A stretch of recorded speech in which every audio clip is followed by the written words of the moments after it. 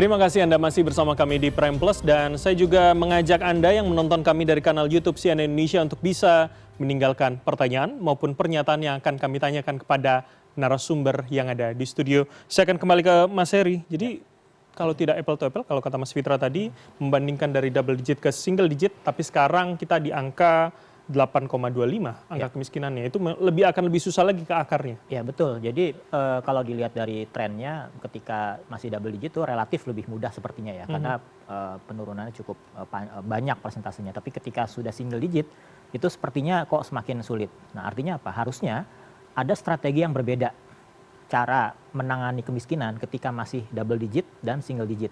Karena biar bagaimanapun kita akan semakin menemukan tuh yang namanya kemiskinan struktural ya, yang dia itu nggak cukup hanya diberi bantuan, tapi harus dibuka kesempatan yang luas ya terhadap akses untuk infrastruktur, pendidikan, kesehatan dan seterusnya. Apalagi kalau kita melihat contohnya di Indonesia Timur ya, di provinsi yang kepulauan, mungkin ada ya satu pulau itu yang hanya sekitar 10 rumah tangga. Gimana anaknya mau sekolah? Itu kan berarti harus ada akses di situ. Nah, kemiskinan-kemiskinan yang contohnya seperti itu yang struktural, nah ini kan harus didekati dengan penanganan atau strategi yang berbeda ketika pemerintah menangani kemiskinan waktu angka kemiskinan kita masih double digit. Nah artinya harus ada strategi yang berbeda lah, setidaknya seperti itu.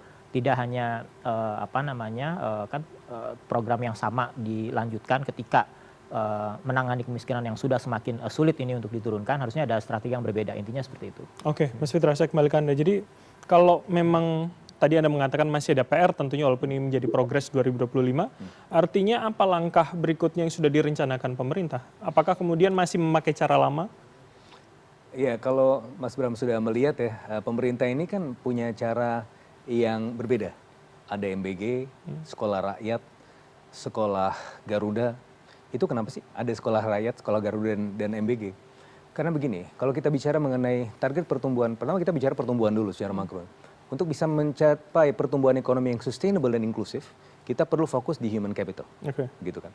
Nah, sembari juga menjawab pertanyaan tadi, bagaimana cara kita untuk mengatasi kemiskinan struktural? Maka masyarakat, terutama masyarakat yang masih di usia sekolah, perlu disentuh pendidikannya. Orang bisa keluar ya dari jerat kemiskinan kalau dia disentuh pendidikan. Nah dalam hal ini mungkin Kang Ubed juga sebagai kampus yang namanya pendidikan, itu pasti sangat sepakat bahwa orang-orang ini ya, kalau misalnya dia tidak kemudian diintervensi dari sisi pendidikannya, maka absorptive capacity ya, dalam konteks kemudian commodities and capabilities, dia dikasih komoditas. Oke. Tapi kemudian apakah dia capable untuk menggunakan komoditas itu? Nah itu yang kemudian sedang disentuh oleh pemerintah. Tapi itu saya tidak cukup. Karena kita perlu memperbesar ruang-ruang ekonomi juga. Ya. Buat apa orang yang dibuat pintar, tapi ruang-ruang ekonomi tidak tercipta. Makanya di aset cita nomor 5 ada industrialisasi. Nah, jadi tapi saya ingin fokus dulu. Di 3 program tadi Anda mengatakan Sekolah Rakyat, Sekolah Garuda, dan MBG, itu menjadi penentu untuk bisa mengatasi akar permasalahan kemiskinan kita. Iya, ini jangka menengah, panjang, dan pendek sekaligus di cover ya. Misalnya, kalau kita bicara sekolah rakyat, berarti kan masyarakat tadi yang tidak terdampak pendidikan, itu kita ambil, kita rangkul, dan dimasukkan ke sistem. Yang kedua, kalau MBG itu tidak hanya kita berinvestasi jangka menengah panjang. Tapi begini, Mas Bram, pengeluaran middle class paling banyak. Dan ini kalau kita bicara kelompok pengeluaran ya. Middle class ini sebenarnya adalah kalau misalnya yang paling bawah tadi ya, kita bicara mengenai kemiskinan yang terus turun ya. Karena apa? Kalau kita bicara mengenai growth incidence curve, yang desil 1, desil 2 yang tadi dimention oleh Pak Presiden, itu berada di penanganan pemerintah yang paling utama.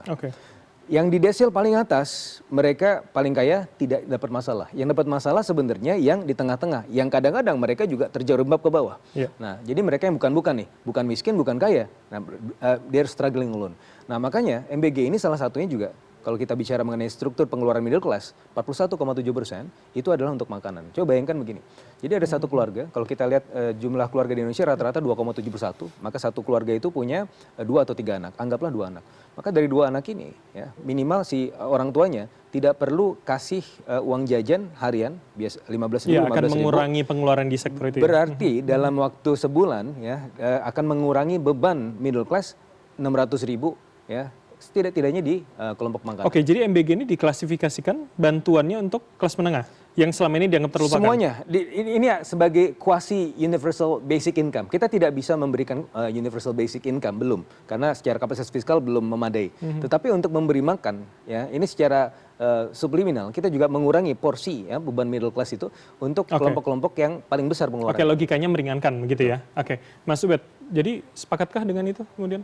Ya, saya kira itu rasional ya. Tapi kan juga kita bisa melihat rasionalisasi yang lain. Misalnya, serba besar sih sumbangan MBG pada pertumbuhan ekonomi. Itu kan sebenarnya nggak besar-besar amat. Bukan nggak besar amat, tidak besar gitu. Hanya 0,1% kurang lebih kan.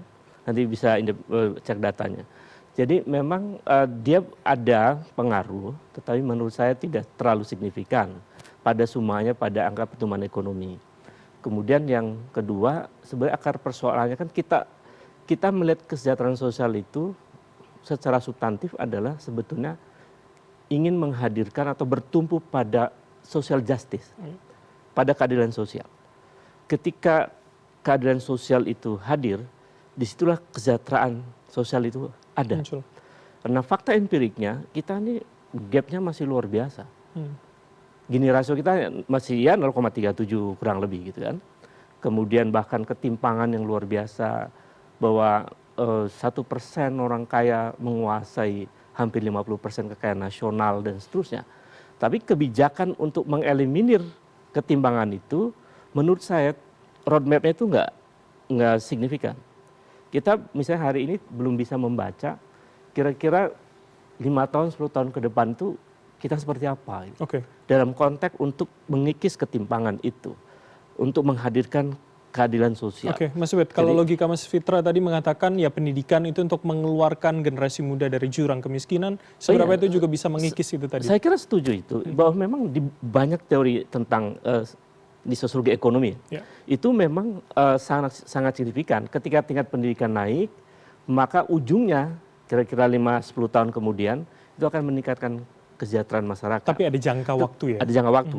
Jadi itu memang investasi jangka panjang, tidak langsung otomatis. Gitu. Tapi fakta empiriknya memang kalau kita lihat di Human Development Index kita, di sektor pendidikan itu, kalau nggak salah tingkat lamanya pendidikan itu hanya lulusan SMP begitu. Jadi kita belum mengalami lompatan yang luar biasa untuk menunjukkan bahwa kita mengalami kesejahteraan. Jadi saya kira itu. PR-nya masih di situ ya. Saya kembali ke Bu Nurma kalau begitu. Jadi dari rilis BPS terakhir kemarin Ibu, apakah kemudian juga terpotret sebetulnya bagaimana apakah kita punya percepatan pengurangan gap antar kelas tadi kemudian? Ya, sebenarnya kalau kita lihat dari rilis kemarin, kan selain kami merilis angka kemiskinan, juga merilis angka ketimpangan, ya, diukur dengan Gini rasio. Nah itu kalau kita lihat memang terjadi penurunan ketimpangan. Jadi gap antara yang di antara penduduk Indonesia itu menurun ketika kita ukur di bulan September ini dibanding di bulan Maret. Itu artinya berbagai hal tadi, interaksi berbagai faktor sosial ekonomi itu tidak hanya mengurangi kemiskinan tetapi juga mengurangi ketimpangan. Ya, jadi itu yang catatan kami ketika kemarin rilis. Oke, pengurangannya seberapa besar prosentasenya jika kita bandingkan pada Maret 2025, Ibu? Penurunannya itu sekitar saya harus lihat catatan dulu sebentar. Baik, tapi artinya dalam persentase yang besarkah atau kemudian ini masih dalam angka yang minor begitu? Ya, memang dia berkurangnya tidak terlalu banyak ya, tetapi itu sudah menunjukkan suatu indikasi menuju yang perbaikan. Baik, oke, Bu Nurma. Saya ke Mas Heri kalau begitu. Jadi sebetulnya kita bisa melihat percepatan untuk mengurangi gapnya itu memang dalam waktu yang panjang atau dalam waktu yang singkat tuh bisa terwujud begitu, Mas? Ya, ini butuh waktu ya. Ini kan karena permasalahan struktural, tantangannya besar. Sekali lagi harus ada tadi ya kebijakan-kebijakan atau strategi yang bisa mengurangi gap itu.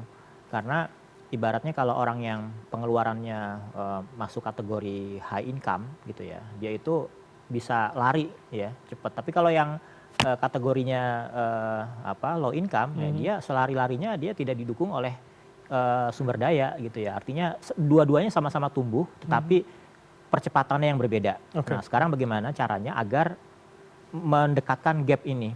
Nah, inilah perlu ada berarti kan kecepatan atau percepatan yang dialami oleh masyarakat yang low income ini kan harus lebih cepat gitu ya. Harus ada program-program yang memang dampaknya itu bisa dirasakan jangka panjang ya, pendidikan, akses pendidikan dan seterusnya. Kalau kita lihat sekarang aja contohnya penduduk yang bekerja di Indonesia itu kan masih mayoritas lulusan SMP dan SD. Nah, ini harusnya kan dinaikin ya sampai mungkin yang menengah sekolah menengah atas atau bahkan perguruan tinggi baru bisa kerasa gitu ya. Nah, dan itu butuh waktu. Itu memang butuh waktu, tapi memang perlu ada strategi yang bisa step by step lah jelas untuk mengatasi hal tersebut. Oke, saya kembali ke Mas Ubed kalau begitu. Jadi kalau bicara situ, bagaimana pendidikan itu juga bisa mendorong itu tadi, Mas? Iya, kan kita melihat fakta empirik kemarin ya baru-baru ini yang sangat menyedihkan. Ada seorang anak SD yang kelas 4 yang kemudian tidak mampu membeli buku dan pulpen. Dia sampaikan ke orang tuanya lalu kemudian membeli jalan bunuh diri. Sebetulnya itu dia peristiwa kecil, bahkan di NTT ya. Tetapi dia adalah wajah dari dunia pendidikan kita sekaligus kondisi sosioekonomi bangsa kita. Termasuk juga wajah tentang birokrasi untuk membuka akses pendidikan buat anak. Itu kan kalau kita lihat peristiwanya, bahwa anak itu butuh uang untuk membeli buku. Dan memang ternyata ada juga nunggak iuran sekolah ya. Lalu kan ibunya mengurus untuk mendapatkan beasiswa itu atau bantuan pendidikan. Tapi kan proses mengurusnya jauh dari kampung sampai ke kabupaten dan itu tidak mudah. Artinya kan negara atau ada problem dalam struktur birokrasi pemerintah kita. Dan itu menunjukkan bahwa saya harus katakan pemerintah belum hadir secara empirik dalam kasus peristiwa itu. Jadi itu wajah untuk menunjukkan betapa problem pendidikan kita masih ada di situ. Dan itu struktural menurut Anda? Ya, saya kira itu. Karena begini, bahwa betul pendidikan punya kontribusi besar untuk meningkatkan kesejahteraan. Tetapi ini jangka panjang. Nah, proses untuk jangka panjang itu kan ada pembenahan. Nah, saya melihat pembenahan di sektor birokrasi itu belum seperti yang kita bayangkan sampai hari ini. Terbukti dalam kasus peristiwa di NTT itu. Ini itu kan peristiwa yang sangat menyedihkan. Ini belum juga kisah-kisah lain ya. Soal kesejahteraan masih jauh lah dari keadilan sosial itu. Terakhir kita lihat kemarin bagaimana orang sakit lalu karena nggak ada uang, lalu dia terpaksa harus menjual cincau gitu, lalu kemudian meninggal di jalan dalam kondisi yang sebenarnya dia sedang sakit, tapi uang nggak cukup untuk membiayai hidupnya. Akhirnya dia bekerja, lalu jatuh pingsan dan meninggal. Jadi menurut saya peristiwa-peristiwa ini peristiwa kecil, tetapi berdampak besar, termasuk dampak besar pada persepsi publik terhadap pemerintah. Dan itu kondisi real masyarakat. Mungkin itu yang terbaca oleh kamera ya. Bisa jadi ada peristiwa-peristiwa yang sejenis di tempat lain, di lingkungan masyarakat lebih terkecil lagi, yang tidak diekspos. Maksud Anda ini seperti gunung es? Bisa jadi. Bisa jadi seperti itu. Seperti juga tadi saya sebut angka bunuh diri, itu yang data resmi dari pusat kepolisian tuh. Yang tadi saya sebut trennya naik sampai 1.400 terakhir lebih itu. Itu kan seperti gunung es. Yang data empiriknya bisa lebih besar dari itu. Baik. Kita ada problem besar dalam soal kesejahteraan ini. Saya kira itu. Mas Fitra, komentar Anda soal itu? Iya, saya sepakat sekali ya bahwa pendidikan adalah jalan panjang dan tentunya perlu banyak pembenahan. Kalau kita lihat aja ya, dari angka pengangguran ya, angka pengangguran kita untuk yang SD itu cuma 2,29%. Tetapi kalau kita lihat nih yang SMK itu 8,65%. SMA itu 6,55%. Diploma 4, S1, S2, S3 5,38%. Semuanya di atas angka pengangguran yang 4,74%. Itu artinya apa? Artinya memang pendidikan kita memang belum compatible ya dengan kebutuhan industri. Nah, itu perlu pembenahan ya lebih lanjut. Dan pemerintah sadar juga apa yang disampaikan Kang Ubed tadi, itu adalah tamparan. Karena itu biar bagaimanapun adalah fasad. Karena tentunya pemerintah dalam hal ini tidak hanya memperlakukan angka sebatas angka. Angka itu bisa kaya akan persamaan matematika, bisa kaya akan interpretasi. Tetapi yang paling penting dari semua itu adalah pemahaman dan makna di antara angka-angka tersebut. Tidak hanya satu orang, dua orang itu kemudian menjadi pencilan. Tapi satu orang, dua orang itu menjadi salah satu contoh anekdotal yang tentunya juga perlu ditangani dengan segera. Nah, makanya pemerintah dalam hal ini juga senantiasa melihat ya bahwa hal-hal seperti ini harusnya sudah zero tolerance. Ya. Bagaimana Presiden juga bicara mengenai sekolah rakyat, ya, sekolah Garuda, dan bahkan disampaikan di forum Davos bahwa itu adalah tujuannya ke sana. Ya memang ada banyak hal sekali, Indonesia luas, banyak sekali yang belum bisa ditangani, tetapi itu tidak bisa menjadi alasan juga. Pemerintah dalam hal ini, pemerintah kan ada di semua lini, ada di Pemda dan segala macam. Maka dalam hal ini ya, kalau misalnya di tataran Pemda, Pemprov itu tidak bisa melakukan, ya kita sikat. Ya, karena itu adalah tujuan dari bernegara adalah membuat masyarakatnya makmur. Jadi kalau kata Mas Ubed tadi ini soal struktural birokrasi, artinya jawaban dari pemerintah pusat adalah? Ya kita ubah struktur birokrasinya supaya lebih mampu untuk memaknai dan memahami perasaan rakyat. Oke, memahami perasaan rakyat. Mas Anu, saya ke Anda kalau begitu. Nah, seberapa kemudian isu ini dibahas netizen dan juga seberapa sensitif untuk kelas menengah terutama? Oke, di sosial media saya coba pakai dua macam ya. Yang pertama kalau kita bahas topiknya secara common sense, orang kita bisa tebak kebanyakan pasti akan bilang negatif ya. Artinya tidak setuju dengan topik ini ya, dengan pernyataan bahwa kesejahteraan meningkat gitu. Nah lalu saya juga menggunakan semantic research, saya coba masuk ke dalam apa sih yang dibicarakan gitu. Artinya kalau kesejahteraan itu kesejahteraan seperti apa, kita punya dua kelompok, ada survival mode, postingan-postingan orang-orang yang kemudian survival mode-nya dia tuh seperti apa. Nah, konteksnya kesejahteraannya dia gitu ya. Yang kedua adalah choice mode. Orang-orang yang kemudian dengan kesejahteraannya dia mencoba melakukan sesuatu. Nah ini kita bisa lihat nanti gap-nya seperti apa. Oke. Ini yang menarik. Jadi dari respon sebetulnya itu bisa dinilai ya? Ya kita bisa lihat ini kan ungkapannya orang ya, artinya real person gitu. Bahkan dalam data kami kredensialnya ada yang sampai 80%, artinya real person gitu, bukan menarik. orang yang bot lah gitu ya. Oke, baik. Segmen berikutnya nanti saya dalami. Siap. Saya terakhir ke Bu Nurma lagi kalau begitu. Jadi apa tanggapan dari BPS Ibu ketika ternyata tadi kalau disebutkan netizen juga banyak yang negatif ternyata responnya. Kalau kemudian narasinya adalah angka kemiskinan menurun, kesejahteraan meningkat. Ya, jadi sebenarnya kemiskinan itu kita bisa lihat sebagai suatu hal yang dinamis gitu ya, Pak.